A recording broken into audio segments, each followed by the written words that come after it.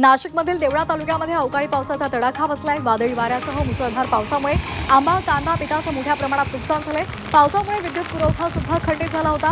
नाल्यांना पूर आलेला आहे आणि त्यामुळे नागरिकांची तारांबळ उडाली आहे। नाशिकमध्ये अवकाळी पावसाचा तडाखा बसलाय। पावसामुळे 731 घरांची पडझड झाली आहे। 631 शेतकऱ्यांचं मोठ्या प्रमाणात नुकसान झालंय।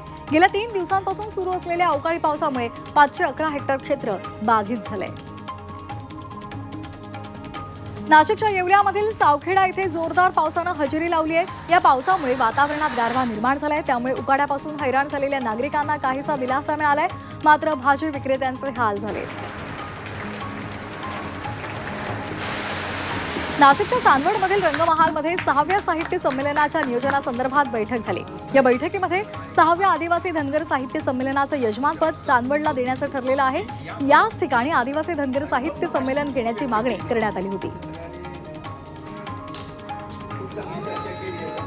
नाशिकच्या मनमाडमध्ये महावितरणच्या कार्यालयासमोर आंदोलन करण्यात आलं। यावेळी वायरमॅन, लाईनमॅन प्रलंबित मागण्यांसाठी रस्त्यावर उतरले। मागण्या मान्य झाल्या नाहीत तर तीव्र आंदोलन करू असा इशारा सुद्धा कर्मचाऱ्यांनी दिलाय। नाशिकमधील मालेगावात 60,000 कुत्ता गोळ्यांचा साठा जप्त झालाय। लग्नहून मालेगावमध्ये या गोळ्यांचा साठा करण्यात आलेला होता। या प्रकरणामध्ये भिवंडीमधील संशयिताला अटक झाली आहे।